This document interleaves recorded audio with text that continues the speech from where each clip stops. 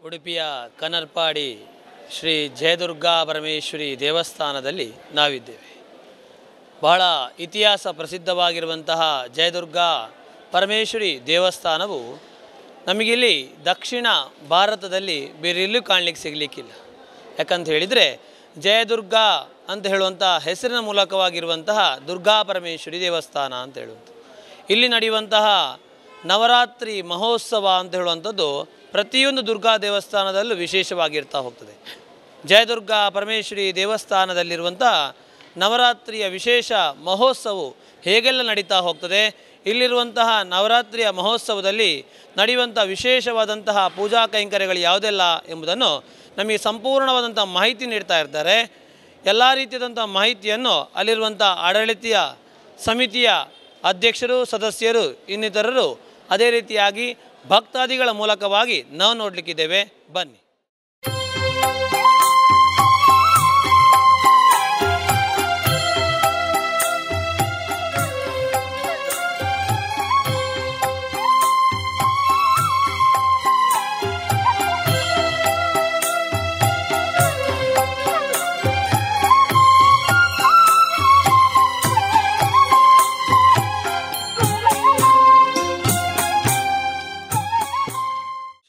ಜಯದುರ್ಗಾ ಪರಮೇಶ್ವರಿ ದೇವಸ್ಥಾನದ ವ್ಯವಸ್ಥಾಪನಾ ಸಮಿತಿಯ ಸದಸ್ಯರಾಗಿರುವ ವಿಜಯ್ ಭಟ್ ಕಡೆಕಾರ್ ಇವರು ನಮ್ಮೊಂದಿಗಿದ್ದಾರೆ.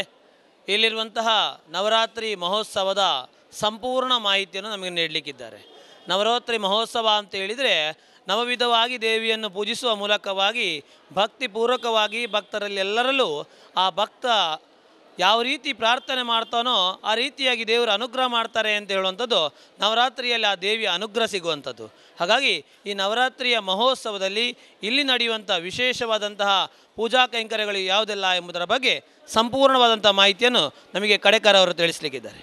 ನಮಸ್ಕಾರ, ನನ್ನ ಹೆಸರು ವಿಜಯ್ ಭಟ್ ಕಡೆಕಾರ ಅಂಥೇಳಿ, ವ್ಯವಸ್ಥಾಪನಾ ಸಮಿತಿಯ ಸದಸ್ಯನಾಗಿದ್ದೇನೆ.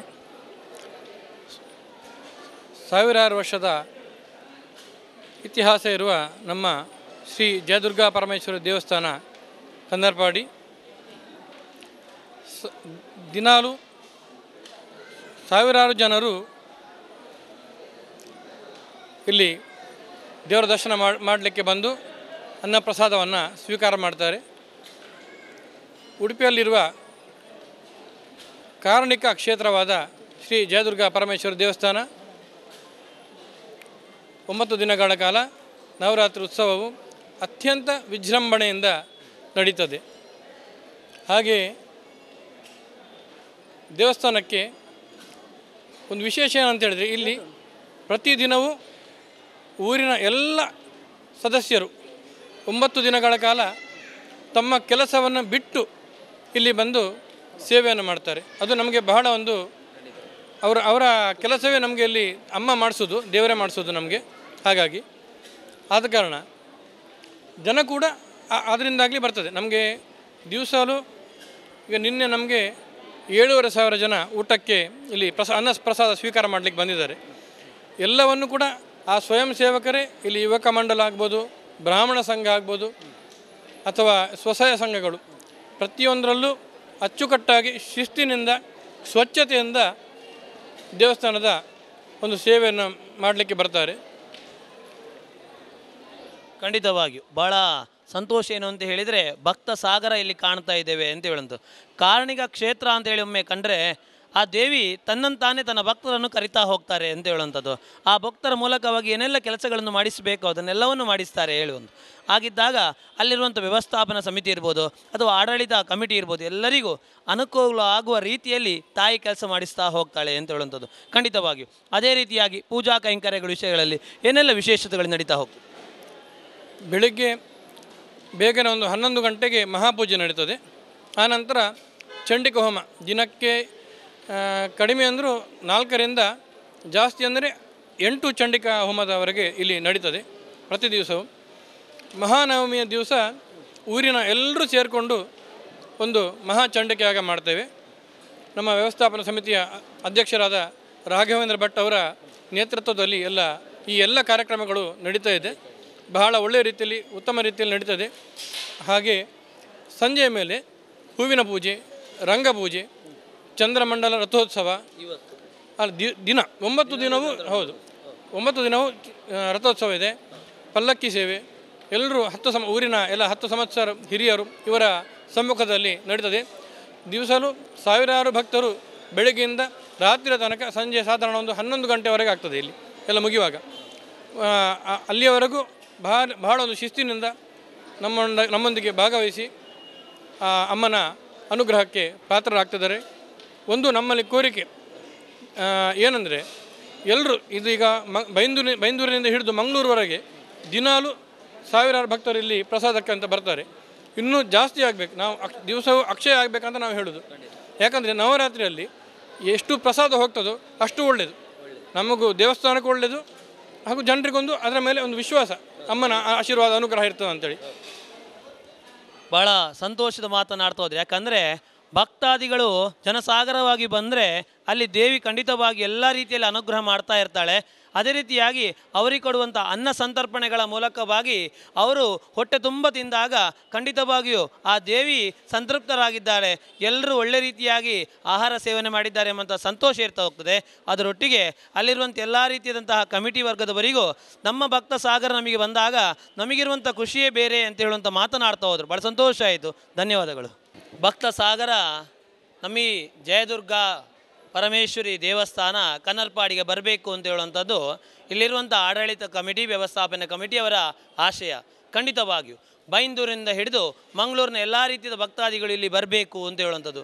ಹಾಗಾದರೆ ತಮಗೂ ಕೂಡ ಇಲ್ಲಿ ಬರುವಂಥ ಮಾರ್ಗಸೂಚಿ ಹೇಗಿರಬೇಕು, ಹೇಗಿದೆ ಮಾರ್ಗಸೂಚಿ ಎಂಬುದರ ಬಗ್ಗೆ ಮಾಹಿತಿ ನೀಡ್ತಾರೆ. ಮಂಗಳೂರಿನಿಂದ ಈ ನಮ್ಮ ಕ್ಷೇತ್ರ ಕನ್ನರ್ಪಾಡಿಗೆ ಬರಲಿಕ್ಕೆ ಕಿನ್ನಿಮುಲ್ಕಿ ಅಂತಿದ್ದು, ಉಡುಪಿಯ ಕಿನ್ನಿಮುಲ್ಕಿ ಅಂತ ಒಂದು ಉಡುಪಿ ಅದು ಎಂಟ್ರೆನ್ಸ್, ಅದು ಅಲ್ಲಿಗೆ ಬಂದು ಉಡುಪಿಯ ಕಿನ್ನಿಮುಲ್ಕಿ ಸ್ವಾಗತ ಗೋಪುರದ ಎದುರು ಬದಿಯಲ್ಲಿ ಕನ್ನರ್ಪಾಡಿ ದೇವಸ್ಥಾನದ ಸ್ವಾಗತ ಗೋಪುರ ಇದೆ. ಅಲ್ಲಿಂದ ಕೇವಲ ಒಂದು 500 ಮೀಟರ್ ದೂರದಲ್ಲಿ ದೇವಸ್ಥಾನ ಇದೆ.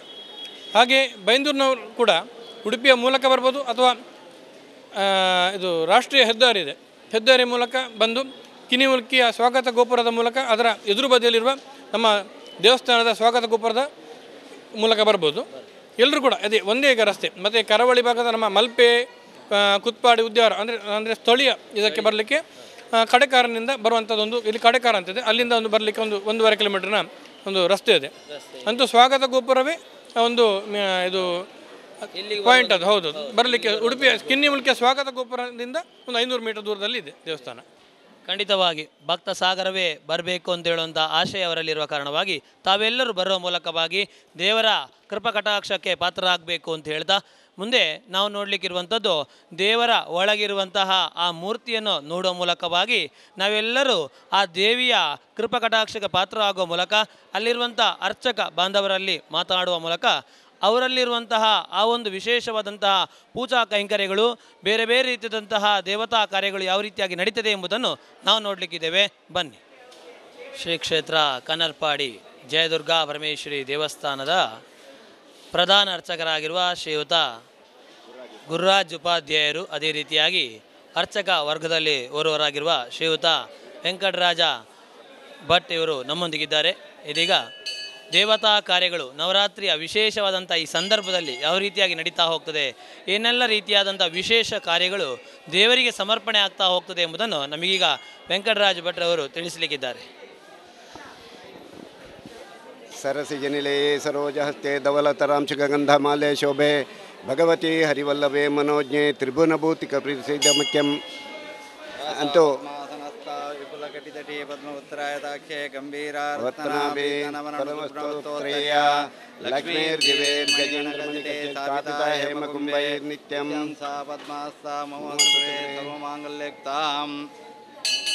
ಅಂತೂ ಉಡುಪಿ ರಜತ ಪೀಠದಲ್ಲಿ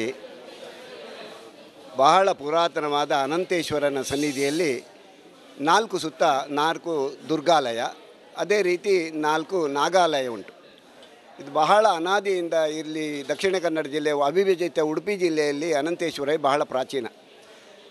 4 ದುರ್ಗಾಲಯದಲ್ಲಿ ವಿಶೇಷವಾಗಿ ಪುತ್ತೂರಿನ ಭಗವತಿ, ಕಡಿಯಾಳಿಯ ಮಹಿಷಮರ್ದಿನಿ, ಕನ್ನರಪಾಡಿಯ ಜಯದುರ್ಗಾ ಪರಮೇಶ್ವರಿ, ಅದೇ ರೀತಿ ಪುತ್ತೂರಿನ ಬೈಲೂರಿನ ದುರ್ಗಾ ಪರಮೇಶ್ವರಿ ಅಂತ. ಅದೇ ರೀತಿ 4 ನಾಗಾಲಯ, ಅರಿಂತೋಡು, ತಾಂಗೋಡು, ಮಾಂಗೋಡು ಹಾಗೂ ಮುಚ್ಚಲ್ಕೋಡು ಅಂಥೇಳಿ 4 ನಾಗಾಲಯ. ವಿಶೇಷವಾಗಿ ಇಡೀ ಭಾರತ ದೇಶದಲ್ಲಿ ಜಯದುರ್ಗಾ ಪರಮೇಶ್ವರಿ ದೇವಸ್ಥಾನ ಹೇಳಿದರೆ ಎರಡೇ ಇರೋದು.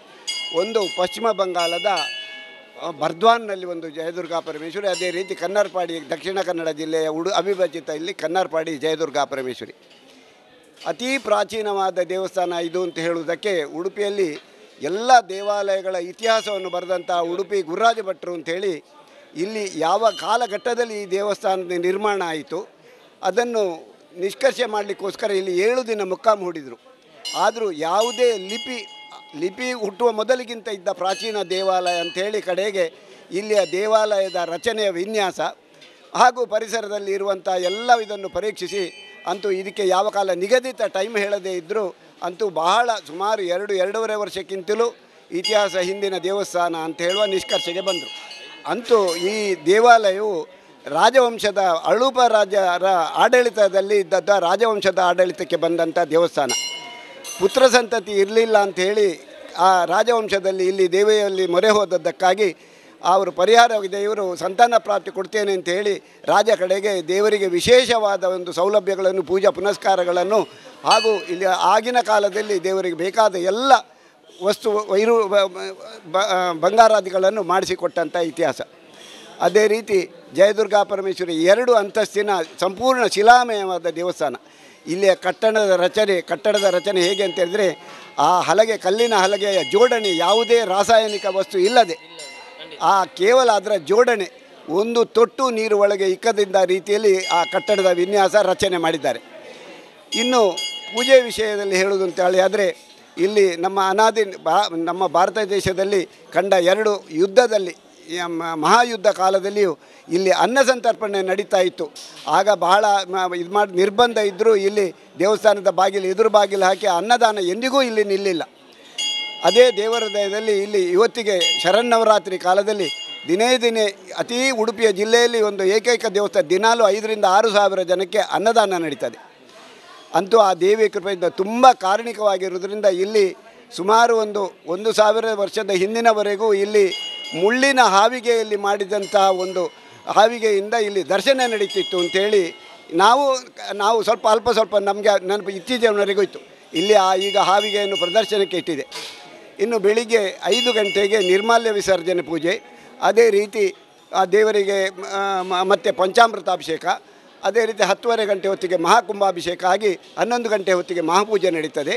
ಅದೇ ರೀತಿ ಮಧ್ಯಾಹ್ನ ಇಲ್ಲಿ ಆ ಹೊತ್ತಿಗೆ ಸಾಧಾರಣ ದಿನೇ ಈಗ ಚಂಡಿಕಾಯಾಗ ದಿನೇ ಹೆಚ್ಚಾಗ್ತಾ ಉಂಟು. ದಿನಕ್ಕೆ 8-10ವರೆಗೆ ಚಂಡಿಕಾಯಾಗ ನಡೀತದೆ. ಅದೇ ರೀತಿ 4-5 ಸಾವಿರದವರೆಗೆ ಅನ್ನದಾನ ನಡೀತದೆ. ಅದೇ ರೀತಿ 4 ಗಂಟೆಗೆ ಸಂಜೆ ಪುನಃ ಅಲಂಕಾರ, ದೇವರಿಗೆ ಬೇರೆ ಅಲಂಕಾರ ಮಾಡ್ತಾರೆ. 4ರಿಂದ ಸುಮಾರು 6-7 ಗಂಟೆಯವರೆಗೆ ನಿರಂತರ ಹೂವಿನ ಪೂಜೆ, ಮಹಾಪೂಜೆ ಸೇವೆಗಳನ್ನೆಲ್ಲ ನಡೀತದೆ. 8 ಗಂಟೆಗೆ ಕಲ್ಪೋಕ್ತ ಪೂಜೆ ನಡೀತದೆ. ಅದೇ ರೀತಿ 8ವರೆಗೆ ದೈನಂದಿನದಂತೆ ರಾತ್ರಿ ಪೂಜೆ, ಮತ್ತು ಕಡೆಗೆ ಹೊರಗಿನಿಂದ ಚಂದ್ರಮಂಡಲೋತ್ಸವ, ಪಾಲಕಿ ಪೂಜೆ. ಅದೇ 10 ಗಂಟೆಗೆ ಇಲ್ಲಿ ಮಹಾರಂಗ ಪೂಜೆ ನಡೀತದೆ. ಇಷ್ಟು ಇಲ್ಲಿ ವಿಶೇಷವಾಗಿ ಅಂತ ಹೇಳಿದರೆ, ಇನ್ನು ದೇವಸ್ಥಾನದಲ್ಲಿ ಇಷ್ಟು ವಿಜೃಂಭಣೆಯಿಂದ ನಡೀಲಿಕ್ಕೆ ನಮ್ಮ ಈ ಉಡುಪಿ ನಮ್ಮ ಈ ಕನ್ನರಪಾಡಿ ಸುತ್ತಮುತ್ತ ಇರುವಂಥ ಯುವಕ ಮಂಡಲ ಆಗಲಿ, ಅದೇ ನಮ್ಮ ಬ್ರಾಹ್ಮಣ ಪರಿಷತ್ತಿಂದ ನಡೆಯುತ್ತಿರುವಂಥ ಒಳಗಿನ ಧಾರ್ಮಿಕ ಕಾರ್ಯಕ್ರಮಕ್ಕಾಗಲಿ, ಅದನ್ನೇ ಭಗಿನಿ ಮಂಡಲದವರಿಂದ ಪ್ರತಿ ಶುಕ್ರವಾರ ಮತ್ತು ಮಂಗಳವಾರ ಭಜನಾ ಕಾರ್ಯಕ್ರಮ ಹಾಗೂ ಲಕ್ಷ್ಮೀ ಶೋಭಾನೆ ಹಾಡು ನಡೀತದೆ. ಅದೇ ಪ್ರತಿ ವಾರ ನಮ್ಮ ಬ್ರಾಹ್ಮಣ ಸಮಾಜದಿಂದ ವಿಷ್ಣು ಸಹಸ್ರನಾಮ ಹಾಗೂ ದೇವಿಯ ಪೂಜಾ ಬಗ್ಗೆ ದೇವರನ್ನು ಸ್ತುತಿಸಿ ಭಜನಾ ಕಾರ್ಯಕ್ರಮ ನಡೀತಾ ಉಂಟು ನಿರಂತರವಾಗಿ. ಅದೇ ರೀತಿ ಯುವಕ ಮಂಡಲದವರಿಂದ ಸುಮಾರು 500 ವರ್ಷದಿಂದ ಇಲ್ಲಿ ಭಜನಾ ಕಾರ್ಯಕ್ರಮ ನಮ್ಮ ಹೊರಗಿನ ಯುವಕ ಮಂಡಲದ ಸದಸ್ಯರು ಮಾಡ್ತಾರೆ. ಇನ್ನು ಅನ್ನದಾನ 5,000 ಜನಕ್ಕೆ ಹೇಗೆ ಮಾಡಲಿಕ್ಕೆ ಅನುಕೂಲ ನಮಗೆ ಅಂತ ಹೇಳಿದರೆ ಯುವಕ ಮಂಡಲ, ಅದೇ ರೀತಿ ಮಹಿಳಾ ಮಂಡಲದವರು ಅಂಥದ್ದು ಇಲ್ಲಿ ಸಹಕಾರ. ಇಲ್ಲಿ ಅನ್ನದಾನ ನಡೀಲಿಕ್ಕೆ ಅದನ್ನು ಇಷ್ಟು ದೊಡ್ಡ ಒಂದು ಸಭೆಯನ್ನು ನಡೆಸೋದು ಅಷ್ಟು ಸುಲಭ ಇಲ್ಲ, ಅವರ ಸಹಕಾರ. ಅದೇ ರೀತಿ ಒಳಗಿನಿಂದ ಆಗಲಿಕ್ಕಿರುವಂತಹ ವಿಶೇಷವಾಗಿ ಇಲ್ಲಿ ಹಾಯಲು ಪಾಯಸ ಸೇವೆ, ಅದು ದೇವರಿಗೆ ವಿಶೇಷವಾಗಿ ರೇಷ್ಮೆ ಸೀರೆಯಲ್ಲಿ ಇಲ್ಲಿ ತುಂಬ ಪ್ರತೀತಿ. ಕಾರಣಿಕ ಅಂತೂ ನಡೆಯುವುದೇ ಇಲ್ಲ ದೇವರಿಗೆ ನಡೆಯುತ್ತಿರುವಂಥ ರೇಷ್ಮೆ ಸೀರೆ. ಅದೇ ರೀತಿ ದೇವಿಯ ಆಭರಣ ಭೂಷಿತಳಾಗಿ ಅವಳ ಆಭರಣವನ್ನು ತುಂಬ ಅಪೇಕ್ಷೆ ಮಾಡಿ ತುಂಬ ಸಂತೋಷ ಪಡ್ತಾಳೆ ಅಂತೇಳಿ ಜನರ ನಂಬಿಕೆಯಿಂದ ನಾವು ಇದನ್ನು ಕಂಡುಕೊಂಡ ಸತ್ಯ. ಭಾಳ ಸಂತೋಷ ಆಗ್ತಿರುವಂಥದ್ದು. ಯಾಕಂತ ಹೇಳಿದರೆ ಈ ಒಂದು ಕ್ಷೇತ್ರದಲ್ಲಿ ಭಕ್ತ ಸಾಗರವೇ ನಾವು ಕಾಣ್ತಾ ಇದ್ದೇವೆ ಅಂತ ಹೇಳುವಂಥದ್ದು. ಭಕ್ತ ಸಾಗರ ಬಂದಾಗ ಅಲ್ಲಿ ಆ ಭಕ್ತರನ್ನೆಲ್ಲರನ್ನು ಬರಮಾಡಿಕೊಳ್ಳುವುದು ಯಾರು ಅಂತ ಹೇಳಿದರೆ ಅರ್ಚಕ ವರ್ಗರ ಮೂಲಕವಾಗಿ ಬೇರೆ ಬೇರೆ ರೀತಿಯಾದಂಥ ಸೇವೆಗಳನ್ನು ಅವರು ಕೊಡ್ತಾ ಹೋಗ್ತಾರೆ ಭಕ್ತರು. ಆ ಸೇವೆಗೆ ಸರಿಯಾದ ರೀತಿಯಲ್ಲಿ ಸಮರ್ಪಕವಾಗಿ ಆ ಸೇವೆಯನ್ನು ಭಕ್ತರಿಗೆ ನೀಡುವಂಥದ್ದು ಅರ್ಚಕ ವರ್ಗವರು. ಪ್ರಧಾನ ಅರ್ಚಕರು ಶ್ರೀಯುತ ಉಪಾಧ್ಯಾಯರಲ್ಲಿ ಕೇಳಬೇಕು ಏನು ಅಂತ ಹೇಳಿದರೆ, ಭಕ್ತರಿಗೆ ಬೇಕಾಗುವಂಥ ಎಲ್ಲ ರೀತಿಯಾದ ಸೇವೆಗಳು ಯಾವ ರೀತಿಯಾಗಿದೆ, ಹೇಗೆ ಅವರು ಸೇವೆಗಳನ್ನೆಲ್ಲ ಮಾಡಿಕೊಳ್ಬೋದು ಅಂತ ಹೇಳುವಂಥದ್ದು. ಭಕ್ತರಿಗೆ ಬೇಕಾದ ಸೇವೆಗಳೆಂದರೆ ಒಂದು ಹೂವಿನ ಪೂಜೆ, ಕುಂಕುಮಾರ್ಚನೆ ಹಾಗೂ ಮಹಾಪೂಜೆ ಹಾಗೂ ಪಂಚಾಮೃತ, ಹಾಲು ಪಾಯಸ, ಹರಿವಾಣ ನೈವೇದ್ಯ, ಹೀಗೆಲ್ಲ ಸೇವೆ ಎಲ್ಲ ನಡೀತಾ ಉಂಟು. ಇಲ್ಲಿ ಯಾವಾಗಲೂ ನಿರಂತರ ನಡೆಯುವ ಸೇವೆಗಳು. ಹಾಗೆ ನವರಾತ್ರಿ ವಿಶೇಷದಲ್ಲಿ ಕಲ್ಪೋಕ್ತ ಪೂಜೆ, ರಂಗಪೂಜೆ, ಚಂದ್ರಮಂಡಲೋತ್ಸವ ಹಾಗೂ ಪಲ್ಲಕ್ಕಿ ಉತ್ಸವ ಇದೆಲ್ಲ ನಡೀತಾ ಉಂಟು ನವರಾತ್ರಿಯಲ್ಲಿ. ವಿಶೇಷ ಚಂಡಿಕಾಯ ಆಗ ಹೌದು. ನಾವು 10 ಬಂದರೂ ಸಹ ಚಂಡಿಕಾಯ ಆಗ ಅದನ್ನು ಸಪ್ರೇಟಾಗಿ ಒಬ್ಬೊಬ್ಬರ ಹೆಸರಲ್ಲೇ ಬೇರೆ ಬೇರೆಯಾಗಿ ಮಾಡ್ತೇವೆ, ಎಲ್ಲ ಒಟ್ಟಿಗೆ ಮಾಡುವ ಕ್ರಮ ಇಲ್ಲ. ಹಾಗಾಗಿ 10 ಕುಂಡವನ್ನು ಬೇರೆ ಹಾಕಿ 10 ಹೋಮ ಮಾಡ್ತೇವೆ. ನಾಡ್ದು ಭಾನುವಾರ 8 ಚಂಡಿಕಾಯ ಆಗಿದೆ, 8ಅನ್ನು ಸಹ ಸಪರೇಟಾಗಿ ಬೇರೆ ಬೇರೆಯಾಗಿಯೇ ಮಾಡ್ತಾಯಿದ್ದೇವೆ. ಅವರವರ ಯಜಮಾನತ್ವವನ್ನು ವಹಿಸಿಕೊಂಡು ಅದರಲ್ಲಿ ಕೂತುಗೊಳಿಸಿ ಅವರ ಮುಖಾಂತರ ವೈಯಕ್ತಿಕವಾಗಿ ಮಾಡ್ತಾಯಿದ್ದೇವೆ. ಹೌದು. ಭಕ್ತಾದಿಗಳಿಗೆಲ್ಲ ಬೇರೆ ಬೇರೆ ರೀತಿಯಾದಂಥ ಸೇವೆಗಳನ್ನು ಮಾಡಿಸಿಕೊಳ್ಬೇಕು ಅಂತ ಹೇಳಿದರೆ ಎಲ್ಲ ರೀತಿಯ ವ್ಯವಸ್ಥೆಗಳನ್ನು ವೈಯಕ್ತಿಕವಾಗಿ ಮಾಡೋ ಮೂಲಕವಾಗಿ ಚಂಡಿಕಾ ಸೇವೆಯನ್ನು ಮಾಡಿಕೊಳ್ಳಬಹುದು ಅಂತ ಹೇಳುವಂಥದ್ದು. ಭಕ್ತರು ಯಾವ ರೀತಿಯಾಗಿಯೂ ಯಾವುದೇ ಕಾರಣಕ್ಕೂ ಇಲ್ಲಿ ಬಂದಾಗ ನಮಗೆ ಸೇವೆಯ ಸಮಸ್ಯೆ ಆಯಿತು ಅಂತ ಹೇಳುವಂಥ ಮಾತನ್ನು ಆಡಲಿಕ್ಕೆ ಅವಕಾಶ ಇಲ್ಲದ ರೀತಿಯಲ್ಲಿ ವ್ಯವಸ್ಥೆಗಳನ್ನು ಅರ್ಚಕ ವರ್ಗದವರು ಮಾಡ್ತಾರೆ ಅಂತ ಹೇಳಿದರು. ಭಾಳ ಸಂತೋಷ ಆಯಿತು. ಇನ್ನಷ್ಟು ರೀತಿಯಾದಂತಹ ಮಾಹಿತಿಯನ್ನು ನಮ್ಮ ಎಲ್ಲ ರೀತಿಯ ಭಕ್ತರಲ್ಲಿ ನಾವು ಕೇಳಲಿಕ್ಕಿದ್ದೇವೆ. ಯಾಕಂದರೆ ಭಕ್ತರು ಅಂತ ಹೇಳುವಂಥದ್ದು ಆ ದೇವಸ್ಥಾನಕ್ಕೆ, ಆ ದೇವಾಲಯಕ್ಕೆ ಬಹಳ ಪವಿತ್ರವಾದದ್ದು. ಯಾಕಂತ ಹೇಳಿದರೆ ಆ ದೇವಾಲಯ ಇನ್ನಷ್ಟು ದೊಡ್ಡ ರೀತಿಯಲ್ಲಿ ವಿಜೃಂಭಣೆಗೊಳ್ಳಬೇಕು, ಒಂದೊಳ್ಳೆ ರೀತಿಯಲ್ಲಿ ಅಭಿವೃದ್ಧಿಗೊಳ್ಳಬೇಕು ಅಂತ ಹೇಳಿದರೆ ಭಕ್ತರು, ಅಲ್ಲಿರುವಂಥ ಎಲ್ಲ ರೀತಿಯಾದಂಥ ಯುವಕ ಮಂಡಲ, ಅದೇ ರೀತಿಯಾಗಿ ಭಗಿನಿ ಮಂಡಲ ಇವರೆಲ್ಲರೂ ಸಹಕಾರದೊಂದಿಗೆ ಅಭಿವೃದ್ಧಿ ಆಗುವಂಥದ್ದು. ಹಾಗಾಗಿ ಆ ದೇವರಿಗೆ ಅನುಗ್ರಹ ಕೊಡಬೇಕು ಅಂತ ಹೇಳಿದಾಗ ಭಕ್ತರು ಖಂಡಿತವಾಗಿ ಇಲ್ಲಿರಬೇಕಾಗ್ತದೆ. ಭಕ್ತರಲ್ಲಿ ಮಾತಾಡುವಂಥದ್ದನ್ನು ನಾವು ನೋಡ್ತಾ ಬರುವ ಬನ್ನಿ.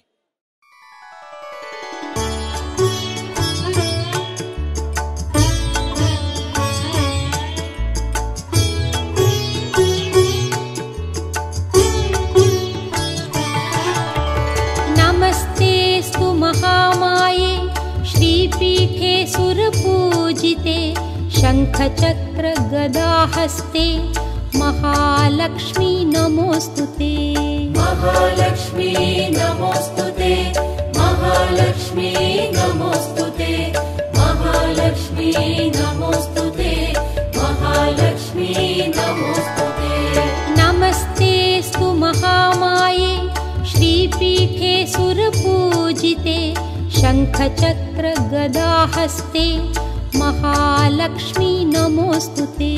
ಮಹಾಲಕ್ಷ್ಮೀ ನಮೋಸ್ತುತೆ, ಮಹಾಲಕ್ಷ್ಮೀ ನಮೋಸ್ತುತೆ, ಮಹಾಲಕ್ಷ್ಮೀ ನಮೋಸ್ತುತೆ, ಮಹಾಲಕ್ಷ್ಮೀ ನಮೋಸ್ತುತೆ. ನಮಸ್ತೆಸ್ತು ಮಹಾಮಾಯೆ ಶ್ರೀಪೀಠೆ ಸುರಪೂಜಿತೆ ಶಂಖಚಕ್ರ ಗದಾಹಸ್ತೆ ಮಹಾಲಕ್ಷ್ಮೀ ನಮೋಸ್ತುತೆ. ಮಹಾಲಕ್ಷ್ಮೀ ನಮೋಸ್ತುತೆ, ಮಹಾಲಕ್ಷ್ಮೀ ನಮೋಸ್ತುತೆ, ಮಹಾಲಕ್ಷ್ಮೀ ನಮೋಸ್ತುತೆ. ಕನರ್ಪಾಡಿ ಶ್ರೀ ಜಯದುರ್ಗಾ ಪರಮೇಶ್ವರಿ ದೇವಸ್ಥಾನ ಅಂತ ಹೇಳಿದರೆ ಇಲ್ಲಿ ವಿಶೇಷ ಏನು ಅಂತ ಹೇಳಿದರೆ ಅನ್ನದಾನ ಅಂತ ಹೇಳುವಂಥದ್ದು. ಅಕ್ಷಯದ ರೀತಿಯಲ್ಲಿ ದಿನಕ್ಕೆ ಸಾವಿರಾರು ಜನಸಂಖ್ಯೆ ಹೆಚ್ಚಾಗ್ತಾ ಭಕ್ತ ಸಾಗರವೇ ಕಾಣ್ತಾ ಇದ್ದೇವೆ. ಖಂಡಿತವಾಗೂ ಆಗಲೇ ತಿಳಿಸ್ತಾ ಹೋದಾಗೆ 5,000 ಜನರಿಗೆ ವ್ಯವಸ್ಥೆ ಮಾಡ್ತಾ ಹೋಗ್ತಾರೆ. ನಿನ್ನೆ 7,000 ಆಗಿದೆ. ಹಾಗಾಗಿ ಇವತ್ತು ಕೂಡ ಖಂಡಿತವಾಗಿಯೂ, ಯಾಕಂದರೆ ನಿನ್ನೆ 7,000 ಆಗಿದೆ ಹೇಳಿದರೆ ಇವತ್ತು 7,000ಕ್ಕಿಂತ ಮಿಕ್ಕಿಯೇ ಆಗ್ತದೆ ಅಂತ ಹೇಳುವಂಥದ್ದು ಇಲ್ಲೆಲ್ಲರ ನಂಬಿಕೆ. ಯಾಕಂತ ಹೇಳಿದರೆ ಇಲ್ಲಿರುವಂಥ ಅನ್ನ ಸಂತರ್ಪಣೆ ಅದರ ರುಚಿಯೇ ಬೇರೆ, ಆ ಒಂದು ಪ್ರಸಾದದಲ್ಲಿರುವಂತಹ ಆ ಒಂದು ಭಕ್ತಿಯೇ ಬೇರೆ ಅಂತ ಹೇಳುವಂಥದ್ದು. ವಿಶೇಷವಾಗಿ ಇಲ್ಲಿ ಕಾಣುವಂತಹ ಹಾಲು ಪಾಯಸ ಅಂತ ಹೇಳಿದರೆ ಅದನ್ನೊಮ್ಮೆ ತಿನ್ನುವ ಅಂತ ಹೇಳುವಂಥ ರೀತಿಯಲ್ಲಿ ಆ ದೇವರ ಪಾಯಸ ಇರ್ತಾ ಹೋಗ್ತದೆ. ಅಂಥ ವಿಶೇಷವಾದಂಥ ಅನ್ನ ಸಂತರ್ಪಣೆಯನ್ನು ಈ ಕ್ಷೇತ್ರದಲ್ಲಿ ನೋಡ್ಬೋದು. ಬೇರೆ ಯಾವುದೇ ರೀತಿಯಿಂದ ಒಂದು ಕ್ಷೇತ್ರಕ್ಕೆ ಹೋದರೂ ಊಟಕ್ಕೋಸ್ಕರವಾಗಿ ಅಥವಾ ಅನ್ನದ ಪ್ರಸಾದಕ್ಕೋಸ್ಕರವಾಗಿ ಅಮ್ಮನ ಸನ್ನಿಧಾನಕ್ಕೆ ಬಂದು ಇಲ್ಲೇ ಊಟ ಮಾಡುವಂತಹ ವಿಶೇಷವಾದಂತಹ ಭಕ್ತರು ನಮ್ಮಲ್ಲಿ ಕಾಣ್ತಾ ಹೋಗ್ತವೆ. ಇಲ್ಲಿ ಇರುವಂತಹ ಅನ್ನದಾನದ ಸೇವೆಯ ವಿಶೇಷತೆಯ ಬಗ್ಗೆ, ಅದೇ ರೀತಿಯಾಗಿ ಅನ್ನಪ್ರಸಾದ ವಿಶೇಷತೆ ಬಗ್ಗೆ ಇಲ್ಲಿರುವಂಥ ಸದಸ್ಯರಾಗಿರುವ ಶ್ರೀಮತಿ ವಿಮಲಾ ಎಸ್ ಶೇಖ್ ಇವರು ನಮ್ಮೊಂದಿಗೆ ಮಾತಾಡಲಿಕ್ಕಿದ್ದಾರೆ. ಈ ನಮ್ಮ ವಿಮಲಾ ಎಸ್ ಶೇಖ್ ಅವರು ಯಾವ ರೀತಿಯಾಗಿ ಅನ್ನ ಸಂತರ್ಪಣೆಯ ಎಲ್ಲ ರೀತಿಯಾದ ಭಕ್ತರಿಗೆ ನೀಡುವಂಥ ವ್ಯವಸ್ಥೆಯನ್ನು ಹೇಗೆ ಮಾಡ್ತಾ ಹೋಗ್ತಾರೆ, ಅನ್ನದಾನದ ಈ ಒಂದು ವಿಶೇಷತೆ ಬಗ್ಗೆ ಅವರು ಮಾತಾಡಲಿಕ್ಕಿದ್ದಾರೆ. ನಾನು ವಿಮಲಾ ಎಸ್ ಶೇಟ್ ಅಂತೇಳಿ ಇಲ್ಲಿನ ವ್ಯವಸ್ಥಾಪನಾ ಸಮಿತಿಯ ಸದಸ್ಯ ಆಗಿದ್ದೇನೆ. ಇಲ್ಲಿ ಎಲ್ಲ ಅನ್ನ ಸಂತರ್ಪಣೆಯ ಕಾರ್ಯಕ್ರಮ ಮಾಡುವಾಗ ಎಲ್ಲಿಂದ ಜನ ಸಾಗರವೇ ಹರಿದು ಬರ್ತಾ ಇರ್ತದೆ. ಎಲ್ಲ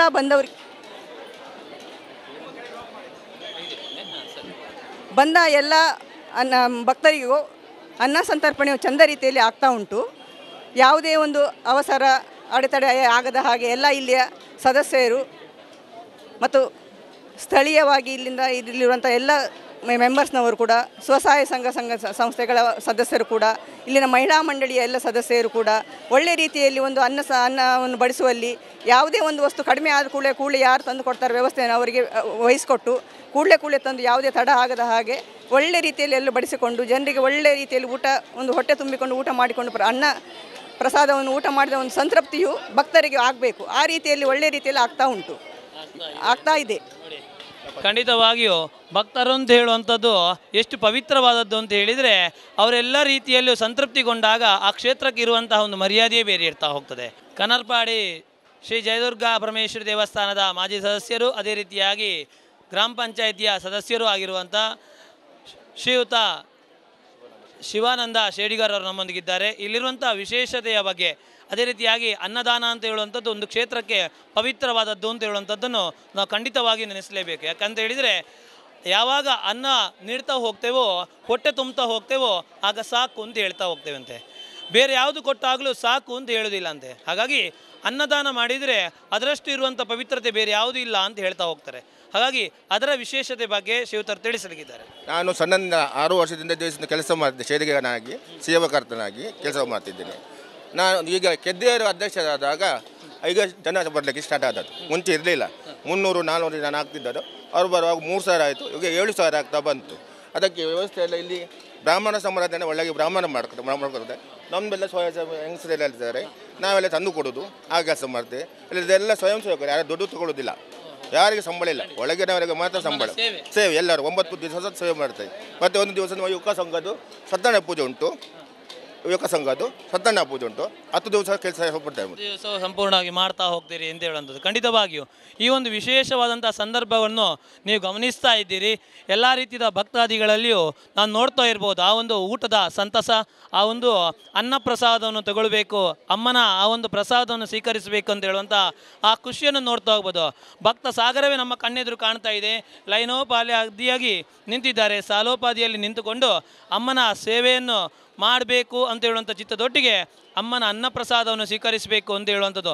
ಮಕ್ಕಳಿಂದ ಹಿಡಿದು ವೃದ್ಧಾಪ್ಯದವರೆಗೂ ಸಾವಾಗಿ ನಿಂತು ಪಡ್ಕೊಳ್ಬೇಕು ಅಂತ ಹೇಳುವಂತಹ ಆ ಒಂದು ಭಕ್ತಿ ಅವರಲ್ಲಿ ನಿಮಗೆ ಕಾಣಿಸ್ತಾ ಇರ್ಬೋದು. ಜಯದುರ್ಗಾ ಪರಮೇಶ್ವರಿ ದೇವಸ್ಥಾನ ಅಂತ ಹೇಳಿದ ಕೂಡಲೇ ಎಲ್ಲ ರೀತಿಯ ಭಕ್ತರಲ್ಲಿ ನೆನಪಾಗುವಂಥದ್ದು ಒಂದೇ, ಎಲ್ಲ ರೀತಿಯಾದಂಥ ಆಸೆಯನ್ನು, ಇಷ್ಟಾರ್ಥಗಳನ್ನು ಈಡೇರಿಸ್ತಾಳೆ. ಅದರೊಂದಿಗೆ ಇಲ್ಲಿರುವಂಥ ಅನ್ನದಾನದ ಸೇವೆಯನ್ನು ನಾವೊಮ್ಮೆ ಸೇವಿಸಿದರೆ ಸಾಕು, ನಮ್ಮಲ್ಲಿರುವಂಥ ಎಲ್ಲ ರೀತಿಯಾದಂಥ ಆಸೆಗಳು, ನಮ್ಮಲ್ಲಿರುವಂಥ ಇಷ್ಟಾರ್ಥಗಳು ಈಡೇರಿಸ್ತಾಳೆ ಅಂತ ಹೇಳುವಂಥ ಮಟ್ಟಿಗೆ ಇಲ್ಲಿರುವಂಥ ಅನ್ನದಾನ ಅಂತ ಹೇಳುವಂಥ ಪವಿತ್ರವಾಗಿ ಕಾಣಿಸ್ತಾ ಹೋಗ್ತದೆ. ಆಗಲೇ ತಿಳಿಸ್ತಾ ಹೋದಾಗೆ ಪಶ್ಚಿಮ ಬಂಗಾಳದಲ್ಲಿ ಬಿಟ್ಟರೆ ಮತ್ತೆಲ್ಲಿ ನಮಗೆ ಜಯದುರ್ಗಾ ಪರಮೇಶ್ವರಿ ದೇವಸ್ಥಾನ ಕಾಣಿಸ್ತದೆ ಅಂತ ಹೇಳಿದರೆ ಅದು ಕನರ್ಪಾಡಿಯಲ್ಲಿ ಅಂತ ಹೇಳಿ. ಸೊ ಇಂತಹ ಒಂದು ಪವಿತ್ರ ಕ್ಷೇತ್ರದಲ್ಲಿ ನಾವು ಕಾಣ್ತಾ ಇರ್ಬೋದು ಜನಸಾಗರ. ಭಕ್ತರೆಲ್ಲರೂ ಸಂತೋಷದಿಂದ ತನ್ನ ಅಮ್ಮನ ಪ್ರಸಾದವನ್ನು, ಅನ್ನಪ್ರಸಾದವನ್ನು ಸ್ವೀಕರಿಸಿ ಸಂತೋಷಮಯವಾಗಿ ಆ ಒಂದು ಅನ್ನಪ್ರಸಾದವನ್ನು ಸ್ವೀಕರಿಸುವಂಥ ಕ್ಷಣವನ್ನು ನೀವು ಗಮನಿಸ್ತಾ ಇದ್ದೀರಿ. ಇತಿಹಾಸ ಪ್ರಸಿದ್ಧವಾಗಿರುವಂಥ ಕನರ್ಪಾಡಿ ಶ್ರೀ ದುರ್ಗಾ ಪರಮೇಶ್ವರಿ ದೇವಸ್ಥಾನ, ಜಯದುರ್ಗಾ ಪರಮೇಶ್ವರಿ ದೇವಸ್ಥಾನದಲ್ಲಿ ನಾವು ಭಾಳ ಸಂತೋಷದಿಂದ ಆ ಒಂದು ಕ್ಷಣವನ್ನು ನೋಡ್ತಾ ಬಂದೆವು. ಏನಂತ ಹೇಳಿದರೆ, ಭಕ್ತರು ಅಂತ ಹೇಳುವಂಥದ್ದು ಅದೆಷ್ಟು ಪವಿತ್ರವಾದದ್ದು ಅಂತ ಹೇಳಿದರೆ ಈ ಕ್ಷೇತ್ರ ನೋಡಿದ ಕೂಡಲೇ ಗೊತ್ತಾಗ್ತಾ ಹೋಗ್ತದೆ. ಸಾವಿರೋಪಾದಿಯಲ್ಲಿ ಬರ್ತಾ ಎಲ್ಲ ರೀತಿಯಾಗಿಯೂ ಆ ಭಕ್ತರು ತನ್ನ ಸೇವೆಯನ್ನು ಮಾಡುವ ಮೂಲಕವಾಗಿ ಆ ಅನ್ನದಾನದ ಪ್ರಸಾದವನ್ನು ಸ್ವೀಕರಿಸುವಂಥ ಕ್ಷಣ, ಅದೇ ರೀತಿಯಾಗಿ ಇಲ್ಲಿಯ ಇತಿಹಾಸ ಕೇಳಿದರೆ ಭಾಳ ಆಶ್ಚರ್ಯಮಯವಾಗ್ತಾ ಹೋಗ್ತದೆ.